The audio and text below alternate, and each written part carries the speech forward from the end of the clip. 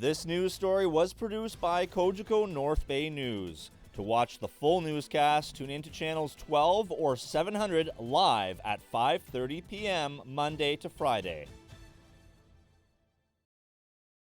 Well, if council directs me to look at it, I will prepare a report so they could determine the service level. It's not very simple bringing in volunteers back into a career department.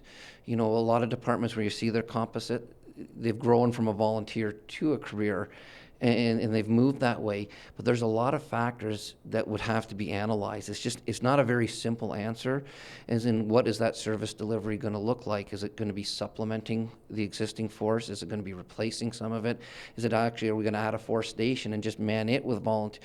So all these, direction have to go, and each one has tangible and intangibles, because I know everybody looks right away that volunteers, it's free labor. But there'll be a lot of startup costs, there's a lot of management costs to it that would have to be looked at, and I would advise council, and here it is, so they can make an informed decision. Chief Whiteley explained a few startup costs. Our personal protective gear is not cheap. If you want volunteers, to get 5 people to respond, I'm going to have to look at bringing at least 20, 25 people in. Well, if I buy 20 sets of gear, there's $100,000 startup cost there. There's the training time, the additional training to do it. So either that's overtime is going to be incurred, or another training officer may have to be hired. So all these things have to be analyzed, the data analysis. And would council be willing to change a level of service? Because volunteers in smaller communities, they do great, but a lot of times you're in a community that's running 100 requests for service. We're running, I think, 1,700 requests for service. Volunteer firefighters, they want to come in and serve the community, but they don't want to be doing all the little stuff that the fire service does all the time too.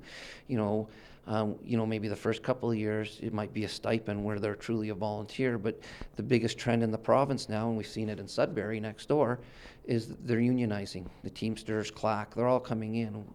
When I was in Norfolk County, it was a large composite, 242, but they're paid $28, $29 an hour.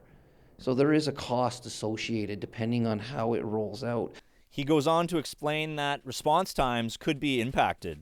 Right now, you call us, there's a minute and a half prep time, figure out where we're going. Hopefully, 2 to 4 minute response time. So 5-6 minutes from when you have your emergency, we're going to hopefully be on scene.